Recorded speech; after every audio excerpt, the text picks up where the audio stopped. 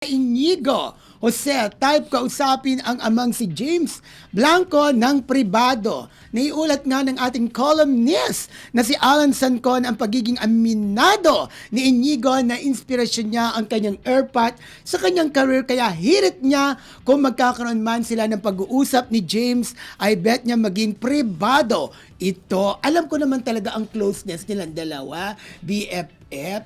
Ang banding nila talaga, nag-gym sila, nagbabasketball. Kaya nga, namimiss ko yung nakikita sa dalawang mag-ama na yan eh. Yes, kasi di ba yung na-interview si James, parang sinabi niya hinanakit niya kay Inigo, pati doon sa dalawa niyang anak. True. Na hindi niya nakikita, hindi niya nakakausap. Kasi mayroong isang bagay siguro na nangyari na hindi niya na ni-reveal. So at least ito, kung ganyan na gusto makausap ni Inigo ang kanyang daddy James, siya rin mag-e-effort, diba, na mag-usap sila ng private, siguro heart to heart, anak sa tatay, na wala na siguro malalaman pa yung publiko. Baka ganang ang gusto niya mangyari, privado lang. Truly. Sana maayos man kung ano man dapat ayusin.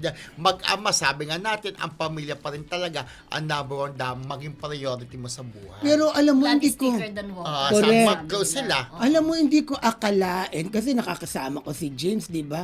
May dinadamdam pala siya. Kung di pa na-interview, tayo hindi natin alam. Kaya nga. Kung di pa na-interview. Meron Pero palang paano daw ganun. mag-uusap? Kasi may mga nabasa ako na parang binlock niya na yung mga anak niya. Oo. Paano mag-uusap ngayon? Mag-reach out? Personal. Baka may ano naman, number sa telephone. May separate naman sa sila, cell. hindi naman binlock Diba? eh. Oo. O pupuntahan na lang sa bahay. Daddy, Pwede. Daddy, kakatokin, ganon. Alam mo, dapat yun ang kahit sabihin na natin, halimbawa, may pagkukulang man si James Blanco, pero dapat mauna pa rin talaga sa anak, di ba? Lagi, dapat ang anak ang unang magpakumbaba. Correct ka dyan, BFF. Dapat ganun talaga. Naku, bigla na naman pumasok sa isip ko yung mga dapat maunang anak, yung kay Yulo, di ba? Kasi kakagraduate lang nung kanyang nanay, di ba? Sa Ay, PCU.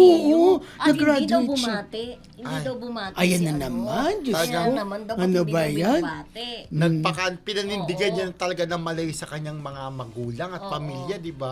Sana may mag-advise din siguro sa kanya. Kung may malalim ang dahilan, sana magkaayos pa rin, di ba? Baka meron ka, ay dahil ako, kasi galing-galing nanay ko, galing. Pero hindi, nanay pa rin, di ba? At the end of the day, saan ka ba nang galing? Hindi ka naman magiging champion sa ano ba yung kanya? Gymnast. Di ba? Kundi sa magulang mo. Kung wala ang magulang mo, wala ka rin sa mundo. Oo, parang sa mga anak ni James Blanco. Wala kayo dito sa mundo, correct. kundi kay James Blanco. Oo. Di Pero ba? again, di ba lagi naman natin sinasabi, laging may dalawang naman Version. version na baka naman hinihil muna nila ang kanilang mga sugat.